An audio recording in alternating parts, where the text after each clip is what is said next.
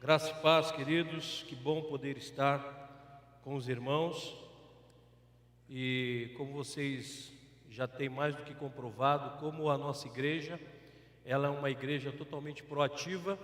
E eu sempre digo que a PIBG é uma igreja que caminha, que cresce, isso até Jesus voltar. Então a nossa finalidade é verdadeiramente de não ser apenas uma igreja que tenha atividades por ter, mas as nossas atividades elas geram uma comunhão, geram uma amizade, geram um laço de intimidade espiritual muito grande.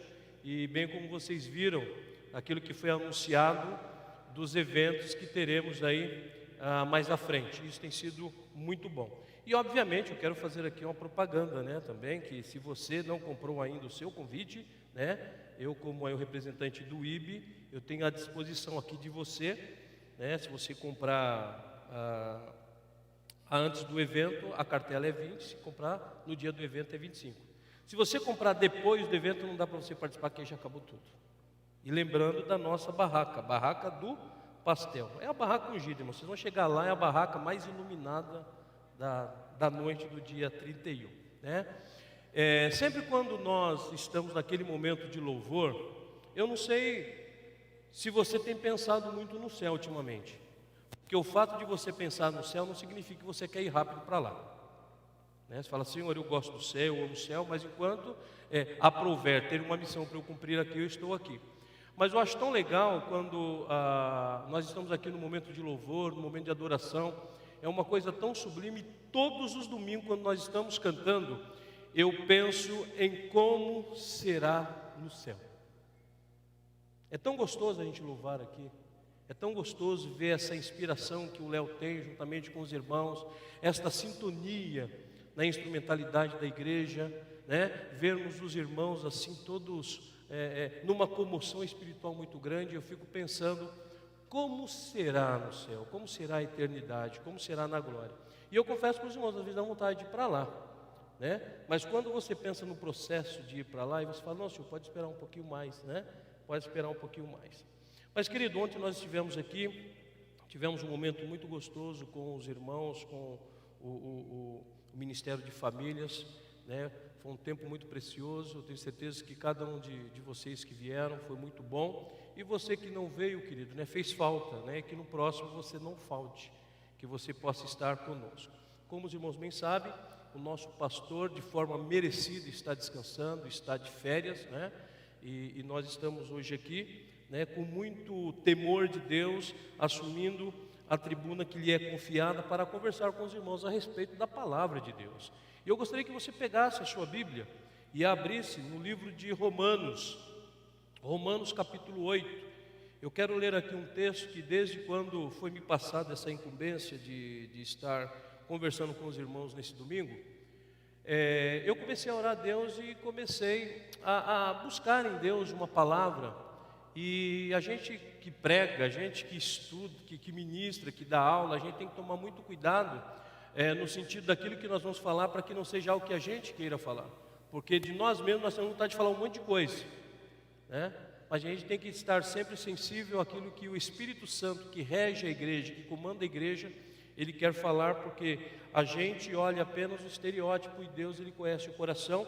E antes mesmo de você sair da sua casa, Deus sabia o que você ia vir fazer aqui. Deus sabia o que você viria buscar. E eu tenho certeza que eu mesmo não tenho nada para dar para você, mas o Senhor, que é o Senhor desta igreja, Ele tem algo muito especial para falar no teu coração.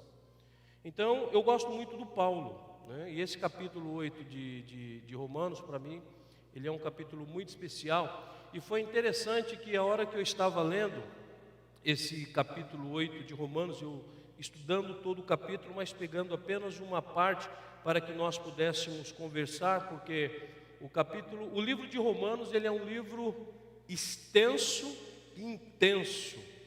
É um dos maiores tratados teológicos.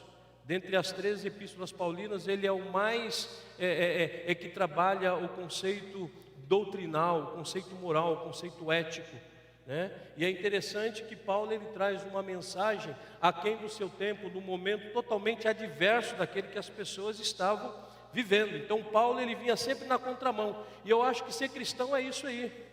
Ser cristão é a gente estar sempre na contramão daquilo que o mundo oferece, daquilo que o mundo quer proporcionar.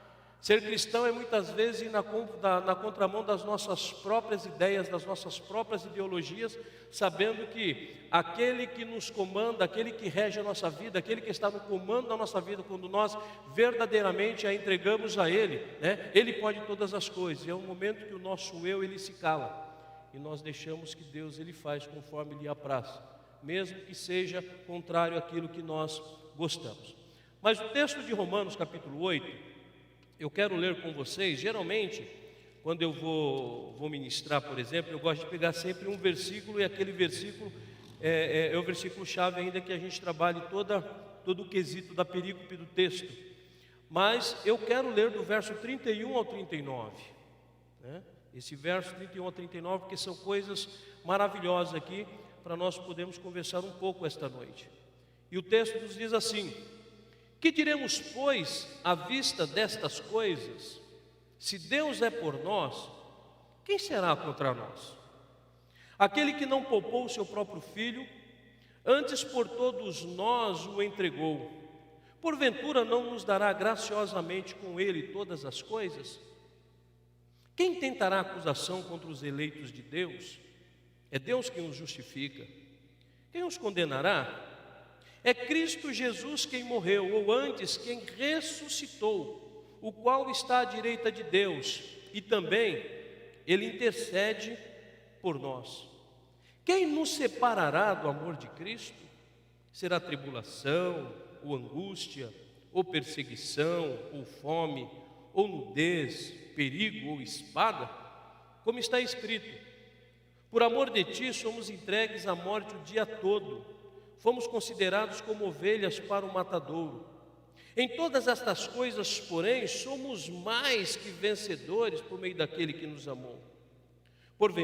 Porque eu estou bem certo de que nem a morte, nem a vida, nem os anjos, nem os principados, nem as coisas do presente, nem do porvir, nem os poderes, nem a altura, a profundidade, nem qualquer outra criatura poderá separar-nos do amor de Deus que está em Cristo Jesus, o nosso Senhor. Amém, queridos? Para mim, um texto belíssimo, um texto que na composição teológica é chamado de texto lírico. E o gênero lírico na Bíblia é um gênero poético, onde o autor ele coloca toda a sua emoção, ele coloca verdadeiramente toda a sua vida.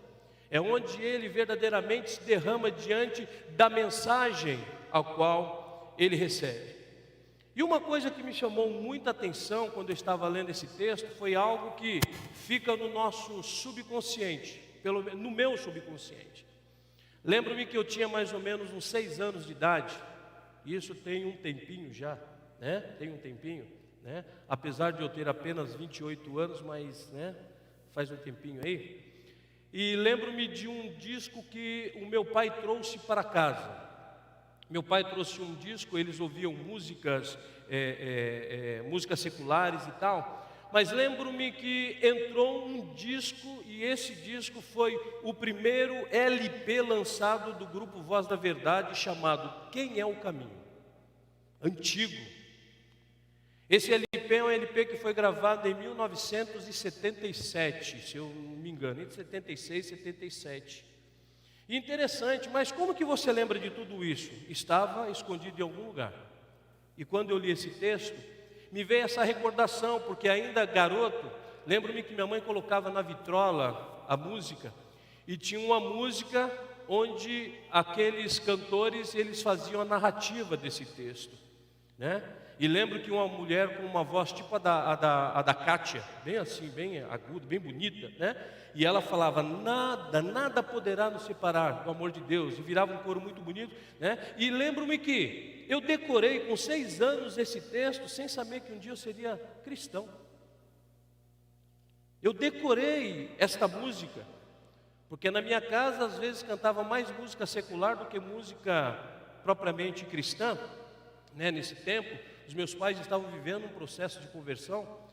E é interessante que como as coisas ficam na nossa mente, como as coisas ficam no nosso coração, e em determinado momento da nossa vida nós nos lembramos. Interessante que eu já li esse texto, eu já fiz estudo desse texto, eu fiz uma exegese desse texto para a faculdade, para alunos, para escrever, e eu me lembrei disso justamente preparando a mensagem para trazer para vocês aqui hoje à noite, né? Mostrando verdadeiramente que nada pode nos separar do amor de Deus que está em Cristo Jesus.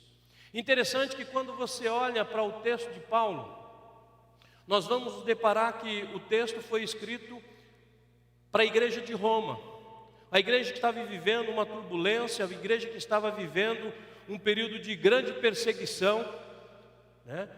Segundo a história vai dizer que estava vivendo ali a perseguição de Nero, que aconteceu mais ou menos no ano 60 depois de Cristo. E é interessante que no contexto histórico de quando Paulo ele escreve essa carta, né, você vai ver a história, os cristãos eram perseguidos, os cristãos eram massacrados, os cristãos eram mortos. Há um ponto na história muito triste que diz que todas as pessoas que não negavam a Cristo, elas eram crucificadas, usadas inclusive para clarear as ruas de Roma à noite. E há um comentarista que ele diz que nesse tempo de tanta perseguição, era tanto cristão sendo morto que faltavam madeiras para poder pendurar os corpos e colocar fogo. E eu fico pensando que no momento como este, uma pessoa que já havia experimentado, porque se o Paulo, como ele escreveu aqui a respeito do que pode estar nos separando do amor de Deus, era um homem que já tinha vivido muitas experiências com Deus. Um homem que sabia o que era passar fome, passar necessidade, viver nudez, viver perseguição. Um homem que vem com uma mensagem além do seu tempo, quando muitos cristãos queriam fugir, quando muitas pessoas estavam totalmente desiludidas, sem saber o que fazer, vem o apóstolo Paulo com uma mensagem como esta, falando que existe a certeza de que Deus está conosco, existe a certeza de que verdadeiramente o amor de Deus ele nos alcança, e que quando nós estamos envolvidos nesse amor, nós vencemos todas as coisas. Que lindo é nós podermos ver isso. Um texto que tem a proposta de fortalecer os cristãos por conta das perseguições, por conta ali das dificuldades. Isso é um adendo meu. Eu digo que Romanos 8, pelo menos no capítulo 8, eu vejo a Paulo apresentando a declaração de liberdade dos cristãos. Então, se você quer aprender, querido, o que é liberdade cristã, leia Romanos 8. E eu divido Romanos 8 em 4 grandes liberdades espirituais. A primeira liberdade é a liberdade de julgamento, que vai do verso 1 ao verso 4. A segunda, a liberdade do derrotismo, que vai do verso 5 ao 17. A terceira é a liberdade do desânimo, que vai do 18 ao 30. E a quarta, a liberdade do medo, que vai do verso 31 ao 39. O que eu vejo nesse texto é que Paulo ele apresenta para a igreja de Roma uma nova realidade. E pensando nisso, uma coisa que eu quero que você reflita nesta noite: qual é o tipo de liberdade que você como cristão está tendo? Qual é a forma que você tem permitido que a palavra de Deus ela adentre, ela penetre no seu coração? Qual é o sentido verdadeiro de você num domingo como hoje sair da sua casa e vir para a igreja? É importante nós pensarmos a respeito disso. É importante nós refletirmos a respeito disso. Porque aquilo que nós temos como certeza e como convicção é o que vai resultar no que nós seremos pós-igreja. É o que vai resultar nas nossas vidas como testemunho de quem acredita num Deus que pode todas as coisas, e é todas as coisas mesmo. E quando nós saímos das portas para fora, quando aquele portão se fechar, que isso aqui não será mais igreja, isso aqui será apenas um salão, porque a igreja saiu. E a igreja, ela sai deste salão justamente para apregoar um reino verdadeiro, um reino que é estabelecido, um reino que é vitorioso, um reino que pode todas as coisas. E o Paulo, ele começa dizendo no verso 31, fazendo uma pergunta para o povo de Roma. Ele começa dizendo o seguinte: que diremos, pois, à vista destas coisas? Ou seja, Paulo está perguntando, diante da vida que você está vivendo, diante dos acontecimentos, o que é que você pode dizer? Diante da sua vida hoje, o que é que você pode dizer?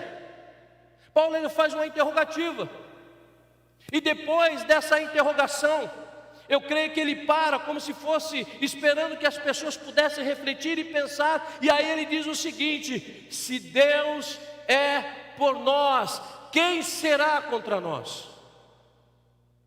Se Deus é comigo, quem poderá se levantar contra mim?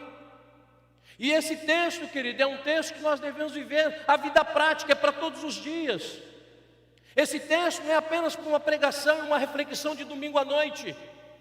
Esse texto é para que quando nós saímos daqui, nós possamos, diante da adversidade, diante do desemprego, diante da enfermidade, diante do Covid que está lá fora, nós podemos dizer: se Deus é por nós, quem será contra nós? Diante de resultados que nós não gostaríamos de ter.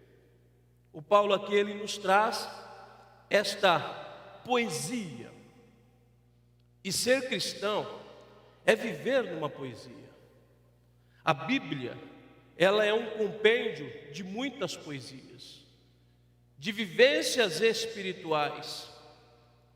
E o Paulo nos apresenta de forma progressiva alguns obstáculos para que nós possamos refletir sobre tudo aquilo que está minando a nossa vida cristã, sobre tudo aquilo que está fazendo com que sejamos crentes fracos, sejamos pessoas que muitas vezes falamos, mas não praticamos. Se somos pessoas que dizemos para o outro o que ele deve fazer, mas as nossas atitudes não condizem muitas vezes com o ser cristão. Então no momento em que o Paulo ele ensina, ele também exorta. E o Paulo, o desejo dele é de chamar-nos mais para perto de Deus. Paulo, ele nos leva mais perto de Deus. Paulo, ele quer que a igreja de Roma, assim como a primeira igreja batista em Guarulhos, na noite de hoje, se aproxime mais de Deus, se achegue mais a Deus, fique mais perto de Deus. Assim como aquele pai. Ainda ontem, no encontro de casais, eu falei assim, que Deus é o nosso pai. Mas Ele não é um pai porque nós impomos, Ele é um pai porque Ele quer ser nosso pai. É um pai que quer ser o nosso pai porque Ele quer nos abençoar. Ele quer ser presente na nossa vida. E muitas vezes, como filhos rebeldes, nós demonstramos totalmente o contrário.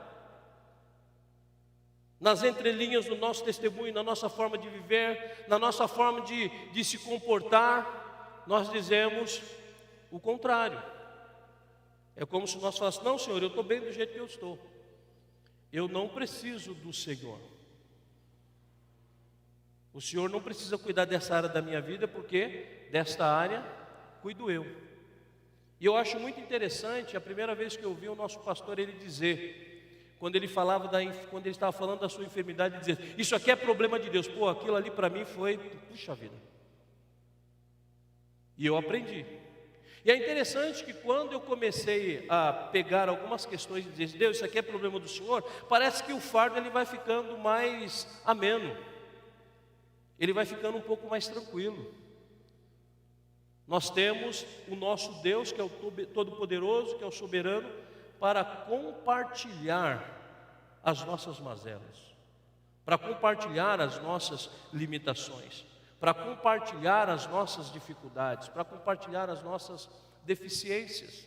Se fosse para nós trabalharmos aqui esse texto e trabalharmos versículo por versículo, puxa, quantas vezes nós falamos para o Senhor que as coisas estão difíceis. Quantas vezes muitas pessoas dizem que não vai mais continuar a sua caminhada de fé por questões tão banais, porque um irmão não cumprimentou, porque ele queria um cargo na igreja, esse cargo não deu certo, e não, eu vou abandonar a fé, eu vou abandonar a vida cristã. E é interessante que às vezes nós questionamos Deus porque nós, no decorrer da nossa vida, achamos que Ele não nos ama. Talvez em algum momento da sua vida você perguntou: Deus, por que isso? O Senhor não gosta de mim? Eu quero dizer que no mundo existem mais de 8 bilhões de vozes, e Deus conhece a sua voz. Ele sabe quando você fala com Ele, Ele sabe quando você clama a Ele. No meio de mais de 8 bilhões de vozes, Deus não confunde a sua voz. E aí o Paulo aparece de forma tão especial dizendo: olha, eu vou falar para vocês então quem é esse Deus. É um Deus que Ele não poupou nem o seu próprio Filho.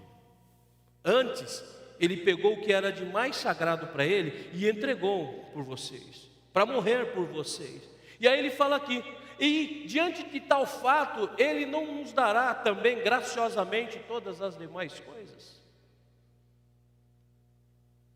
Eu não sei como que você recebe um texto como esse, mas quando eu estava meditando nesse texto, em algum momento eu parava e disse: Deus, me perdoa a minha reclamação, me perdoa, Senhor, porque eu estou tropeçando em ciscos, nem pedras,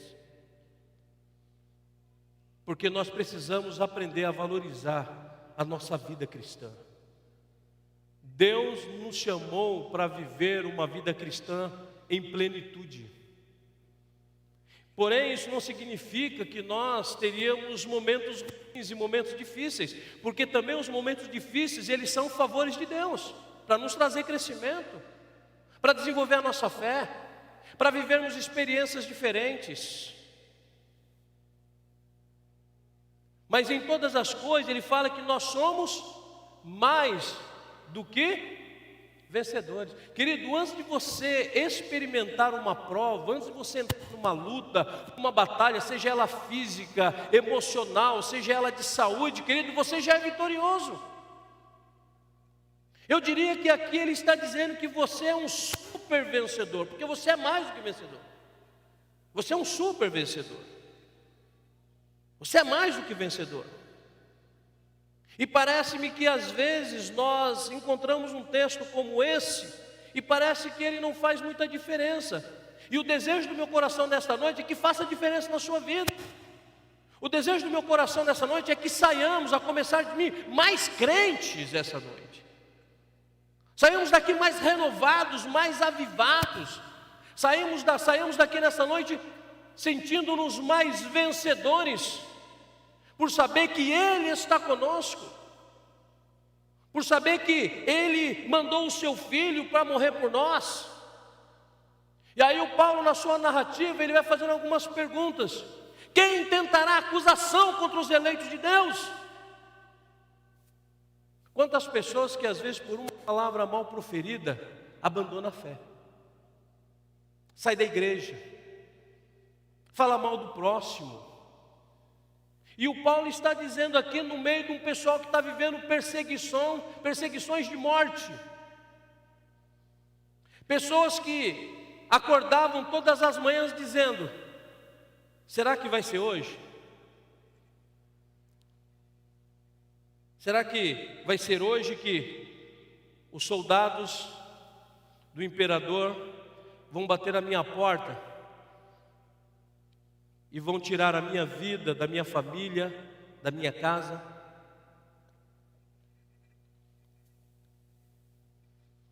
O Paulo, ele escreve esse texto num ambiente como este. Não era num ambiente de tão liberdade como nós temos. Um ambiente de podermos falar dessa graça maravilhosa, salvadora, regeneradora, restauradora, vivificadora, e chamar as pessoas para viver o verdadeiro arrependimento. E aquelas pessoas estavam sendo acusadas. E aí o Paulo ele fala que quem tentará acusação contra os filhos ou os eleitos de Deus? E tem uma palavra aqui que eu acho que é uma palavra maravilhosa. Ele fala: é Deus quem justifica os filhos dele. Eu não sei quanto a você, mas eu me sinto tão seguro com relação a isso, em saber que Deus, Ele me justifica. Ele justifica os meus atos mediante a vida que eu levo para Ele, a vida que eu levo diante dEle. Que coisa boa isso! Quando nós analisarmos, eu não sei se seria correto dizer a grosso modo esse texto, e olha que nós estamos trabalhando apenas alguns versos desse texto.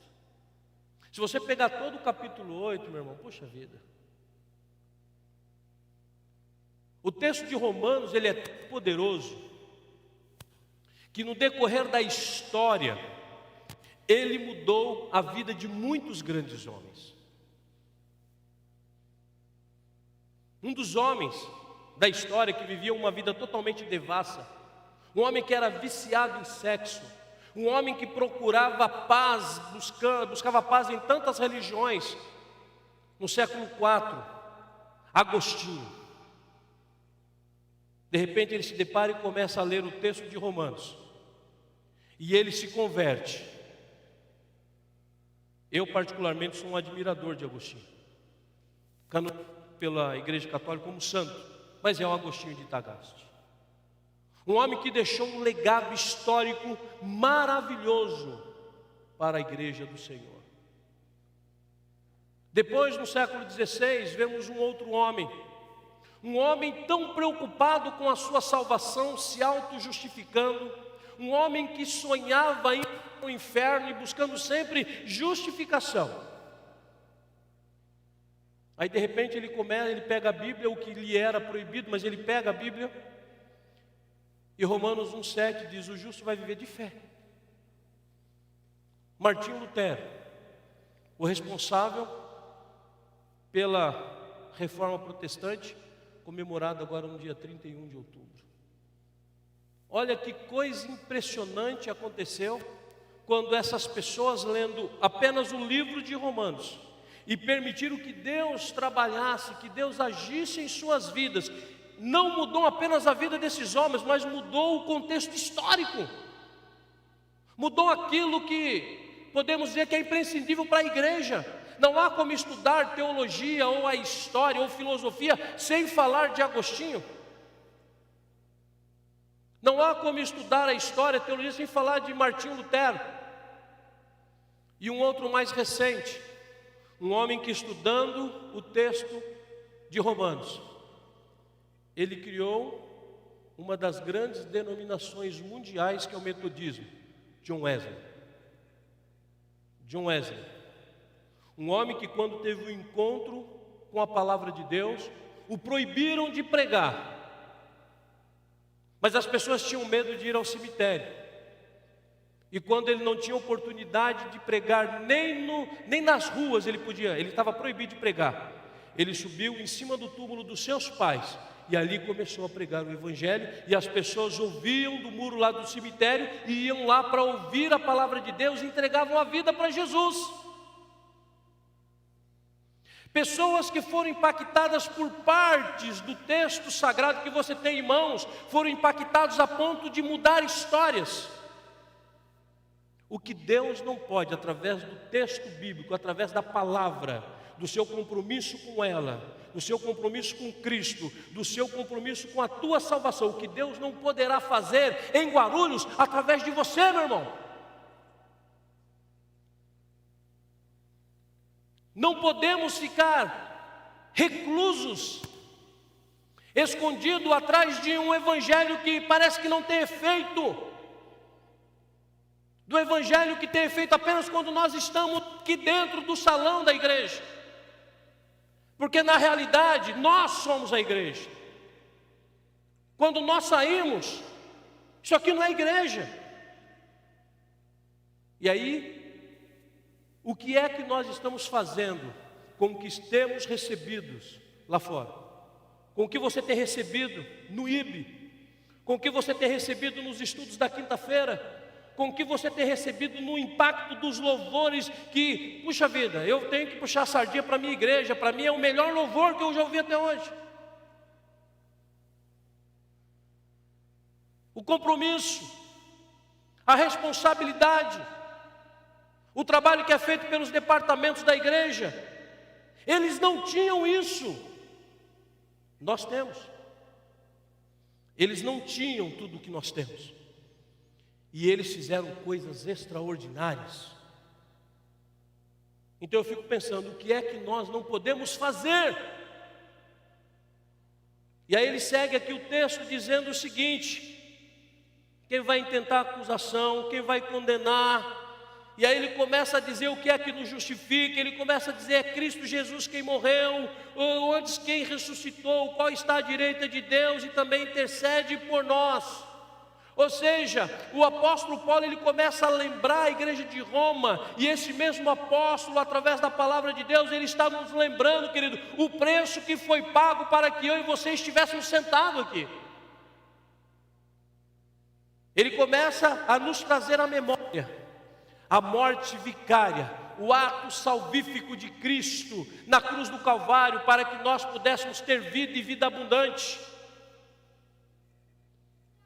E aí depois, quando ele começa a lembrar tudo isso, ele faz aqui uma pergunta, que essa pergunta é interessante, quando nós vemos a questão coloquial, como ele vai apresentando, porque o Paulo era um homem que tinha tido experiência naquilo que ele escreve. Aí ele faz uma pergunta que para mim é muito legal: quem nos separará do amor de Cristo?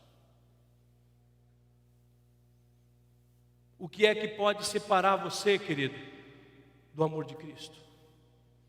Ou o que é que está te separando de viver a essência desse amor? O que é que está impedindo que você viva a plenitude desse amor na sua vida, na sua família, nos seus negócios? O que é que está impedindo você viver esse amor? O que é que está separando? E eu tenho certeza de que nesta noite, Deus nos trouxe aqui, para que Ele, através da revelação da sua palavra, possa mostrar o que é que está nos separando, para que nós saiamos daqui verdadeiramente vitoriosos, como Paulo diz. A maior vitória, o homem que quer ter vitória fora, primeiro ele precisa vencer-se a si mesmo, vencer os seus medos, vencer as suas convicções, vencer os seus ideais, porque nem sempre os nossos ideais são os ideais de Deus.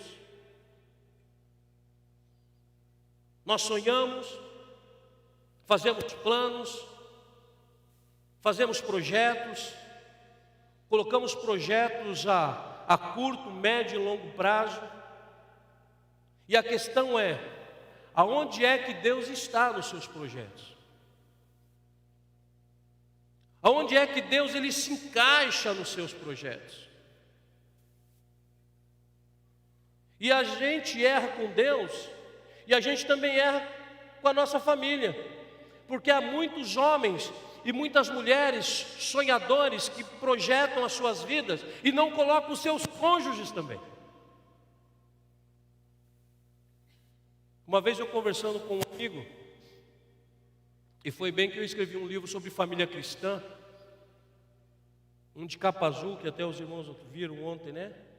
E que o pastor Eli, que foi o que fez o prefácio. E eu conversando com ele disse: não, porque eu tenho um projeto, plano e tal, pai. Ele começou a falar um monte de coisa. E eu estava naquela inspiração de ter terminado o livro, família, família, família, família. E eu perguntei para ele, eu fiz duas perguntas básicas para ele. Peraí, esse é seu sonho, é seu plano, é seu projeto? Sim. Pô, eu não vi tua esposa no teu projeto. Aí ele: eu não vi os teus filhos no teu projeto. Você é o homem da casa. E como homem da casa, se você está fazendo um plano, um projeto, poxa vida, você tem que levar a família junto. Ele parou. Ele disse: pastor, eu não tinha pensado nisso. E na verdade, esse é um projeto verdadeiro meu, porque a minha esposa, ela não concorda em alguns detalhes do meu projeto. E eu disse: então esse projeto, ele já é um projeto falido. É um projeto falido. Assim como nós, nas nossas vidas, temos muitos projetos falidos. E sabe por que nós temos projetos falidos? Não porque não temos competência para executar os nossos projetos, para correr atrás. É porque Deus não está nos nossos projetos. É porque Deus não faz parte dos nossos planos que temos para o futuro. E como é que eu posso dizer que eu vou para o céu se eu não coloco nem Deus nos meus projetos? E se o maior projeto de vida cristã é a eternidade com Cristo? E aí o Paulo, ele segue dizendo o seguinte, que é a parte que eu gosto, que é a parte, como eu disse inicialmente, da música, que lembro-me, tenra idade, talvez brincando no chão, aquele chão vermelhão, que minha mãe, ela não tinha aquilo que depois, um pouco mais a modernidade, né, proporcionou, que era as enceradeiras. Eu sou desse tempo, tá vendo? Mas nós éramos pobres, não existia enceradeira. Hoje eu sou colecionador de coisas antigas. Minha esposa fala coisas velhas, eu chamo de coisas antigas. E no meio da minha coleção, você chega no meu escritório, tem bicicleta antiga pendurada na parede assim, ó. E tem uma enceradeira, só que já era uma enceradeira das últimas, que tinha até um líquido que você soltava, tinha um botãozinho e tal. E uma coisa que fica muito nítida na minha mente era aquela vitrolinha tocando o disco, uma penteadeira. Tem uns aqui que não sabem nem o que é penteadeira, né? Lembro-me do chão vermelho da casa, que muitas vezes eu via minha mãe lá, ó, suando para limpar. Eu criança, e eu gostava daquele disco. E muitas vezes, quando tinha um disco de música, eu falava: mamãe, tira esse disco, coloca esse disco aqui. Qual? Aquele que tem o desenho da escada. Porque o disco, se você pegar na internet e puxar, primeiro o LP, Quem é o Caminho, é uma escada. Que depois de jovem eu fui levar uma vez uma amiga para passear no Jardim Botânico, né? Uma amiga para passear no Jardim Botânico, e vi que a filmagem daquele LP é lá no Jardim Botânico, lá em São Paulo, próximo do zoológico. Depois eu tinha uns 14, 15 anos, né? Então era uma colega que eu levei lá. E é interessante que quando ela colocava, eu gostava dessa parte, que o cara começava a cantar. Vou trazer o Léo cantar. Então ele tinha um vozeirão, aquele o Moisés, né? Nem a morte ou a vida, nem os anjos ou poderes, nem a altura ou a profundidade, nem o presente, nem o porvir. Aí ele afirma assim com a categoria que era o que ressoava na minha mente com 6 anos. Ele dizia: nada. Aí tinha uma mulher que respondia assim, um coro: nada, nada nos separará do amor de Deus que está em Cristo Jesus. E aquilo ecoou na minha mente. Hoje eu vejo que Deus já tinha um plano para que 43 anos depois eu estivesse no púlpito da PIBG falando a respeito disso. Minha mãe, ela acompanha os nossos cultos. Se ela estiver acompanhando, mãe, não sei se a senhora lembra disso aí. Ela acompanha os nossos cultos, né? Mas ficou bom. E aí o Paulo, ele começa a dizer aqui: o que é que nos separará do amor de Deus? E aí ele começa a dizer: será que a tribulação? O que pode ser ressaltado como tribulação? Momentos difíceis. Quem não os tem, quem não passa por momentos difíceis? Quem não passa por adversidades? Aqueles momentos em que pensamos: olha, não tem mais saída para mim. Aquele momento que nós pensamos que as portas todas estão fechadas para nós. Mas é interessante que quando menos esperamos, Deus nos livra, Deus nos abençoa, Deus nos fortalece. O apóstolo Paulo, ele sabia o que era a tribulação. Um homem que viveu tanta perseguição, um homem que passou por naufrágios, um homem que foi picado por cobras, um homem que levou tantos açoites, um homem que viveu praticamente a maior parte da sua vida preso. Ele sabia muito bem, querido, o que era a tribulação. Então, se tem uma pessoa que eu nem você podemos discutir sobre tribulação, é com Paulo. Tem como dizer, não, Paulo, peraí, pega leve, você está dizendo isso aqui porque a coisa era mais tranquila. Não, o que acontece é que Paulo sabia quem era o seu Senhor. É por isso que ele diz, o meu Redentor, ele vive. E é essa convicção que nós, como igreja, precisamos ter, que no momento da tribulação, o nosso Redentor, ele está conosco. E Paulo, ele vai perguntando, será tribulação? Será angústia? Querido, eu creio que no meu tempo todo de vida, por mais adversidade, angústia, tribulação que eu passei, eu acho que nada se assemelha ao que Cristo passou. E é interessante quando nós observamos o propósito do porquê Ele passou. Às vezes as pessoas falam, olha, está vendo, Jesus foi crucificado porque Judas o vendeu. Querido, não é por causa de Judas, não é por causa das moedas, não é por causa do império que estava em cima de Jesus, não é por causa dos religiosos da época que perseguiam Jesus. Tudo aconteceu porque Deus, o Pai, o entregou para que nós pudéssemos estar aqui, para que nós pudéssemos refletir sobre o verdadeiro sentido de uma vida cristã, para que nós pudéssemos ouvir a palavra de Deus e saber que absolutamente nada, meu irmão, pode te separar do amor de Deus. É você colocar, querido, Cristo na tua vida, no local onde Ele verdadeiramente deve sempre estar. Não colocar coisas, objetos, outras pessoas, outros sentimentos, mas colocar Cristo como centro de tudo na sua vida. Eu colocar Cristo como centro de tudo na minha vida, jamais passaremos sofrimento qual Cristo passou. Acredito que jamais passaremos um sofrimento qual o próprio Paulo passou. Então nós não estamos falando aqui de um camarada que escreveu um texto que deixou algo tão legítimo para nós e que estava na beira da praia tomando água de coco.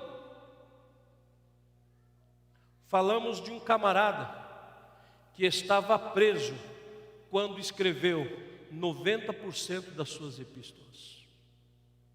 Falamos de um homem que muitas vezes não tinha ânimo para escrever. Falamos de um homem que tinha problema de visão e às vezes confundia muitas coisas.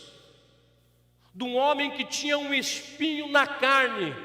E quando ele disse para Deus, para que Deus tirasse o espinho, e ele disse, Deus, tira esse espinho para que eu possa trabalhar melhor para o Senhor. Deus se manifesta para ele e fala assim, a minha graça te basta. O meu poder, ele se manifesta no teu espinho, Paulo. É por isso que existem muitas coisas que parece que nos seguem, querido, e nós precisamos entender que talvez aquilo que nos incomoda é o que Deus está trabalhando para que sejamos crentes melhores, para que possamos ser testemunhas melhores do favor de Deus, porque o mundo lá fora, querido, ele precisa de Deus, o mundo lá fora precisa ser alcançado pelo poder da palavra de Deus, e o mundo lá fora só vai entender quem é Deus através de nós. Se nós não tivermos uma compreensão verdadeira de quem é Cristo, o que nós vamos falar para as pessoas que estão lá fora? Aí o Paulo ele segue dizendo o seguinte: será perseguição que pode nos separar do amor de Deus? Nosso pastor ele gosta muito do povo de África. Eu acredito que ele é meio africano. E é interessante que quando você assiste filmes sobre África, quando você lê documentários sobre África, uma das coisas que é muito nítida é a perseguição que as pessoas sofrem, muitas vezes por ser cristão. Recentemente eu recebi um e-mail de uns amigos que estão no Nepal e de umas pessoas ligadas a eles que trabalhavam na Nigéria, onde algumas pessoas invadiram a igreja, deram tiro e mataram alguns membros da igreja. Tudo porque eles estavam celebrando a Deus num culto. O que você entende por perseguição quando você diz: ah, puxa vida, eu estou sendo perseguido? Se de repente, agora, parasse um carro do exército aqui, entrassem as pessoas armadas com as suas metralhadoras e falassem: ó, aquele que negar Jesus vive, e aquele que não negar vai ver ele. O que você responderia? O que você responderia? Ah, pastor, nós estamos longe disso. Nós deveríamos ser até crentes melhores por estarmos longe disso, porque desfrutamos e gozamos de tal liberdade para podermos falar desse amor, que para que possamos alcançar as pessoas, precisamos nos permitir ser alcançados por Ele. Isso aqui não está relacionado, querido, a quanto tempo de crente você tem. Não interessa quantos anos de crente. Eu nasci no berço evangélico. Eu não sei se existe berço evangélico. Eu conheço berço de madeira, berço evangélico. Ah, eu nasci em berço evangélico. Isso não garante a tua salvação. Não, eu sou crente. Os meus pais são crentes desde, isso não garante a tua salvação. Isso não garante, querido, o teu compromisso com Deus. Mas o Paulo segue seguindo aqui. O que pode nos separar do amor de Deus? Será a fome? Acredito que hoje em dia isso entre nós aqui não é comum. Aqui, na igreja, não é comum. Sabe por quê? Porque nós temos um ministério chamado Ação Social. E se você falar: estou com fome, esse ministério ele vai deixar você gordinho. Ele vai cuidar de você. Ele vai assumir você. Ele vai abençoar você. Aí o Paulo diz: será a nudez? Ou seja, será a pobreza? Será a falta de dinheiro? Irmãos, quem não vive falta de dinheiro? Se alguém tiver aí sobrando, conversa comigo depois aí que eu estou precisando. Mas quando Paulo fala a respeito de fome, ele está dizendo o seguinte: independente se você está empregado, independente se você tem compromisso, independente de qualquer coisa, você não pode se afastar ou separar do amor de Deus em Cristo Jesus. Nada pode nos separar do amor de Deus em Cristo Jesus. Nada pode tirar de nós, querido, a alegria da nossa salvação. Queridos, quando nós entendemos tudo isso que estamos meditando aqui, querido, nós deixaremos de andar de cara feia. Nós deixaremos de ser aqueles crentes que parece que anda brigado com o mundo, parece que colocou uma dúzia de limão na boca. Nós deixaremos de ser crentes que não têm ânimo de dar bom dia, boa tarde, de se comunicar com as pessoas. Apesar que eu acho que uma das coisas mais legais que tem em ser cristão é justamente a alegria que nós temos. Mas vivemos num tempo totalmente diferente. Estamos aguardando tudo passar para vivermos um novo normal. Mas quantas pessoas deprimidas por conta da pandemia? Quantas pessoas que não souberam lidar com perda? E quando eu falo com perdas, não estou falando de perder pessoas que morreram. Estou falando com a perda do emprego, com a perda do carro, Porque a gente acha que perdemos tudo, quando na realidade, o tudo nosso. Isso não é ser simplista, querido. É uma das coisas que nós precisamos aprender, é vivermos de forma mais espiritual. Deixar de sermos carnais um pouco, de olhar apenas e valorizar aquilo que temos, aquilo que somos, a marca da roupa que vestimos, o carro, se é do ano ou se não é, como que está a nossa casa. Não, querido, precisamos olhar para a nossa casa espiritual e cuidar bem dela. E aí o Paulo diz: será que a pobreza? Será que a falta de dinheiro? Como eu aconselhei uma pessoa tempos atrás, dizendo: ah, pastor, eu estou passando por uma dificuldade, não sei o quê, e ela disse assim: Deus tem que me abençoar. Eu confesso que eu fiquei bravo. Eu falei: como que é? Deus tem que te abençoar? Eu falei: querido, Deus não tem obrigação nenhuma com você. Deus não tem obrigação de dar nada para você. Nada contra uma frase que as pessoas dizem, que eu não concordo particularmente, teológica e biblicamente: o melhor de Deus ainda está por vir. Irmão, babaquíssimo. Estou ficando meio tipo Moacir já, né? O melhor de Deus ainda está por vir. Mentira! O melhor de Deus já veio há mais de 2000 anos atrás, morreu na cruz do Calvário, nos concedeu salvação. O nosso decreto de morte, de condenação eterna estava assinado. Ele foi lá, pegou esse edito, rasgou, pegou a chave do inferno. Satanás não é dono nem da casa dele.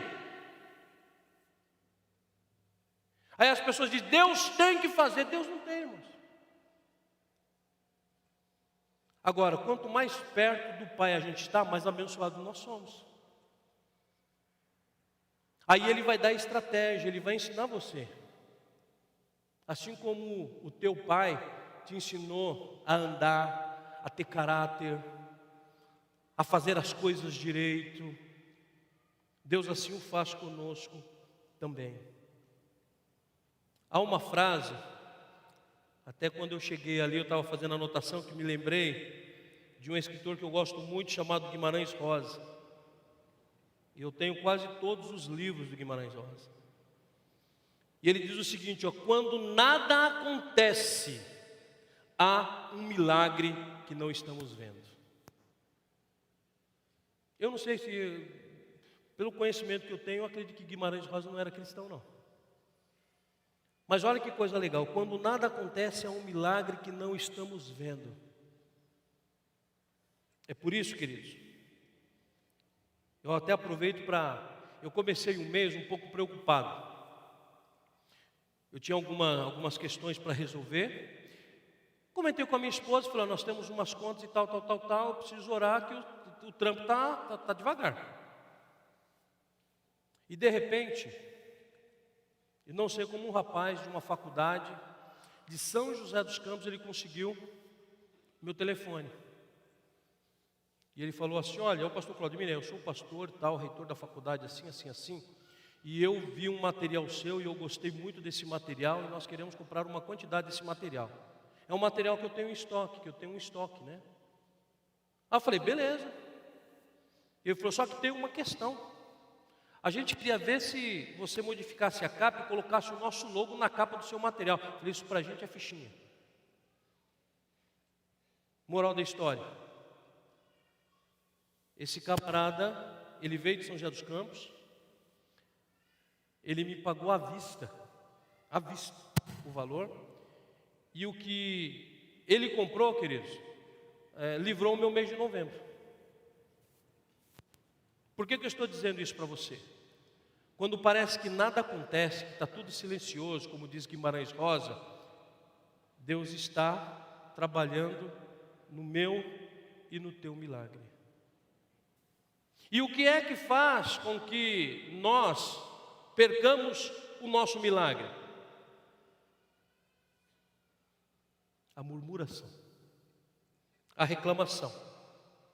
É nós começarmos a agir como se fôssemos incrédulos. E aí novamente esse texto ele vem despertar em nós: sobre verdadeiramente o que é que pode nos separar do amor de Deus. E depois o Paulo ele fala: será que a perseguição, será a fome, o perigo ou a espada? Ou seja, a morte. Tem muito crente que quer ir para o céu, mas não quer morrer. Não é verdade? Lembra até uma música de uma banda chamada Blitz, na década de 80, que falava: todo mundo quer ir para o céu, mas ninguém quer morrer. O céu, ele é real. Tem uma frase que eu gosto de dizê-la, que é que nós não somos um ser carnal vivendo uma experiência espiritual. É o contrário. Nós somos um ser espiritual vivendo uma experiência terrena. É por isso que Jesus ele diz que nós não somos desse mundo, porque se nós fôssemos do mundo, o mundo amaria o que era seu, porém nós somos rejeitados. Então por que a gente quer ficar num lugar onde a gente não é bem-quisto? Querido, você nesse mundo, você é persona não grata. Então trabalhe cada vez mais pela manutenção da sua fé, como nos ensina o apóstolo Pedro. Não viva a sua vida como se ficasse eternamente aqui, porque a nossa eternidade vai ser com Cristo, vai ser no céu com Deus, vai ser louvando o nome do Senhor. E aí, o que é que nos separará do amor de Deus? Será que os problemas pessoais, os desentendimentos com as pessoas, será que os desentendimentos com algum irmão da igreja, será que é motivo para sairmos da igreja? Será que é motivo para nós entregarmos aquilo que Deus confiou? O que pode nos separar do amor de Deus? Uma mágoa, uma simples ofensa? Isso aqui é grifo meu.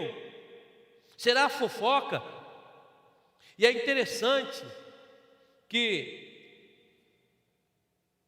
o apóstolo Paulo, em nenhum momento ele nem cita essas coisas, de tão pequenas que essas coisas representam diante da grandeza desse amor cristão.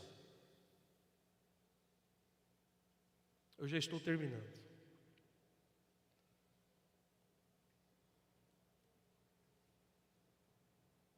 O apóstolo Paulo, ele segue dizendo: em todas estas coisas. E olha que ele está dizendo aqui algo interessante.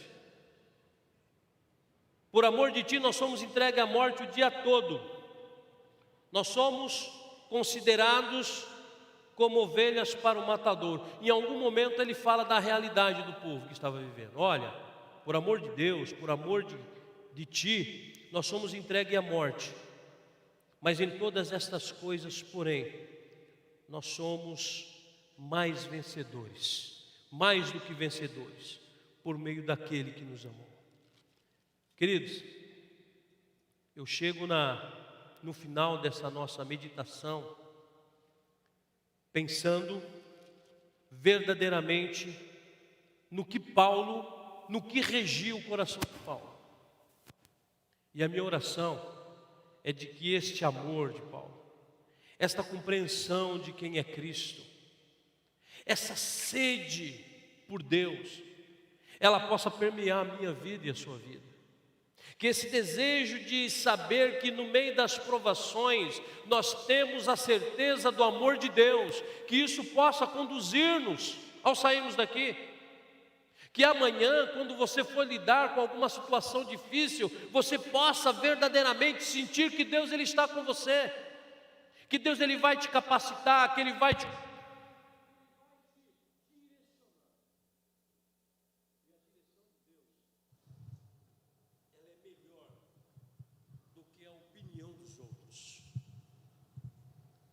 A direção de Deus, ela é melhor do que a opinião de um coach. A direção de Deus, ela é melhor do que as respostas que nós buscamos no Google. A direção de Deus, ela é sempre e sempre será a melhor, para que em detrimento do que seja a situação, nós possamos viver dias bons. Que você saia daqui nesta noite, meu irmão e minha irmã, com esta segurança, Que você saia daqui nesta noite sentindo-se amado por esse Deus, valorizado por esse Deus.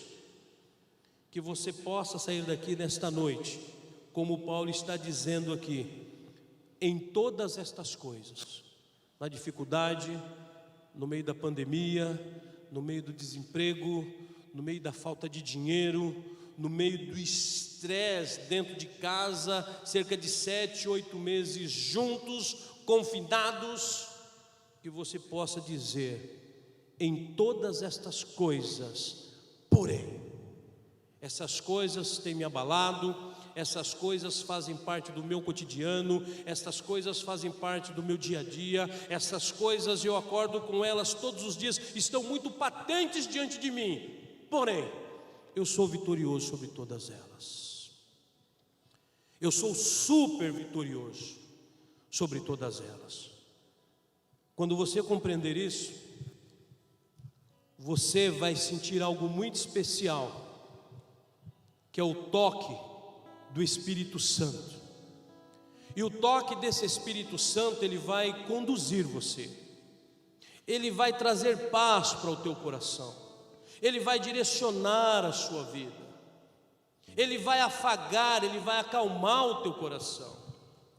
E aí você vai experimentar e vai testemunhar que vale a pena servir a Deus, que vale a pena ser fiel, que vale a pena ser igreja, que vale a pena ter o nome escrito no livro da vida, e que sobre isso não há preço, que sobre isso, querido, não há nada que possa tirar esse privilégio que você tem. Então não deixe que absolutamente nada pode afastar o amor de Deus que está em Cristo Jesus. O amor de Deus. E por que diz que está em Cristo Jesus? Porque a forma de nós experimentarmos o tão grande amor de Deus é experimentar o dom da salvação. E é gostoso viver a salvação, o privilégio da salvação. Eu quero convidar você a ficar de pé. Quero convidar você a orar neste momento. Quero convidar você a fechar os seus olhos. E aí onde você está, conversar com Deus. Conscientemente somos sabedores das áreas das nossas vidas que precisamos depender mais de Deus. O mesmo apóstolo Paulo, ele fala de uma tal natureza adâmica que temos. E essa natureza muitas vezes ela quer nos enganar dizendo que existem áreas da nossa vida que nós podemos tomar conta. Mas porém o mesmo apóstolo que ele fala sobre a natureza de Adão, que é essa velha natureza, que todos os dias bate à nossa porta para que possamos ser carnais. O mesmo apóstolo que nos ensina a respeito dela, ele fala que nós devemos ter a mente de Cristo. E ter a mente de Cristo é ter o nosso coração voltado para a vontade do Pai.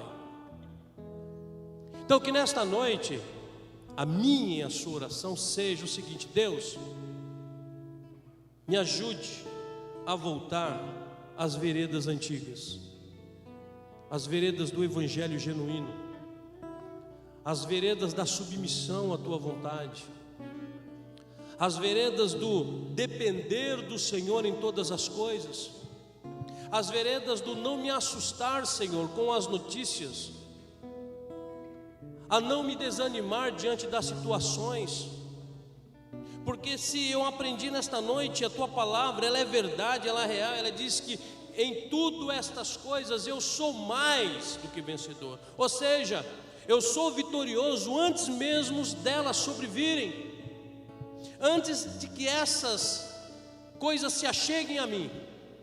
A tua palavra, Senhor, está dizendo que eu sou mais do que vencedores. Então me ajude a cada dia a crer, Me ajude a viver. Eu quero experimentar, Senhor, essa intensidade espiritual. Eu quero sair daqui, Senhor, preparado para vencer. Eu quero sair daqui, Senhor, como um leão. Eu quero sair daqui, Senhor, ó Deus, mostrando e apresentando este amor às pessoas, e que as pessoas, através da minha vida, sintam-se verdadeiramente amadas pelo Senhor. Peça ao Senhor nesta noite que impacte a sua vida, de forma que esse impacto, querido, venha a impactar as pessoas lá fora. Venha impactar aquele marido não crente, impactar aquela esposa não crente, impactar aquele filho que está fora da igreja, impactar aquele colega de trabalho, impactar a vida daquela pessoa que está perseguindo você, mas olha para ela com amor, dizendo que ela está sendo instrumento de Deus para o teu crescimento. Aí experimentaremos o grande amor de Deus, aí viveremos uma vida em abundância, aí viveremos o ser mais que vencedor, porque é isto que Deus tem para a sua igreja, é isso que Deus tem para a sua vida, é isso que Deus quer fazer a partir de você, para o local aonde Ele te colocou. Que Deus te abençoe, querido, de uma maneira muito especial, e que nada possa te separar do amor de Deus que está em Cristo Jesus. Amém.